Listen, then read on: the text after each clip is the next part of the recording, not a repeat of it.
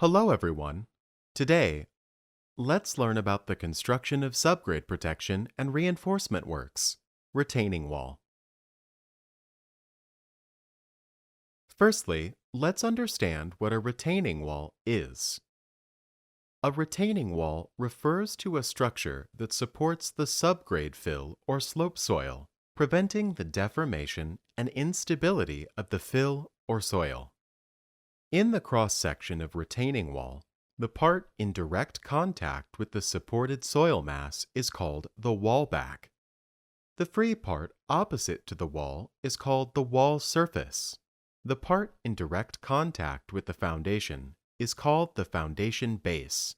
The top surface of the wall opposite to the base is called the wall top. The front end of the foundation base is called the wall toe, and the rear end of the foundation base is called the wall heel.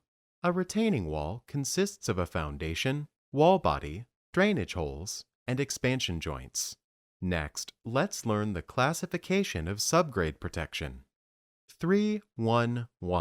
Classification based on the position of the retaining wall. 1. Cut slope retaining wall. 2. Shoulder retaining wall. 3. Embankment retaining wall. 4. Slope retaining wall. 5. Immersed retaining wall. 1. Cut slope retaining wall. It is used at the bottom of steep slope cuttings to reduce cutting height and prevent landslides in unfavorable geological sections. 2. Shoulder retaining wall. 1. For steep embankments, the slope toe shall be contracted to ensure the stability of the embankment. 2. To avoid interference with other structures, such as houses, railways, and canals, or prevent encroachment on farmland. 3. To prevent erosion and scouring of embankments along rivers.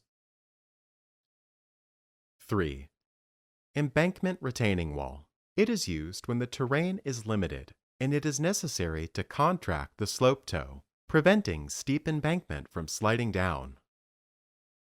4. Slope retaining wall. It is used to support the covering soil or fractured rock layers on slopes that may collapse. Multiple layers can be designed if needed. 5.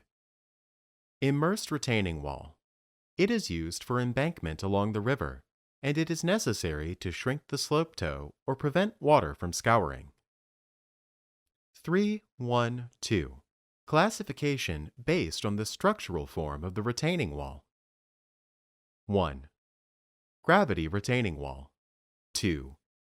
Anchored retaining wall. 3. Thin wall retaining wall. 4.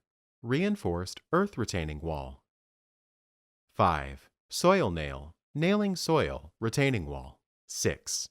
Column plate retaining wall. 7. Pile plate retaining wall. 8. Crenellated frame retaining wall. 1. Gravity retaining wall. The earth pressure is supported by the dead weight of the wall, masonry structure. Simple form and convenient construction. 2. Anchored retaining wall is divided into anchor bolt type and anchor plate type. 3.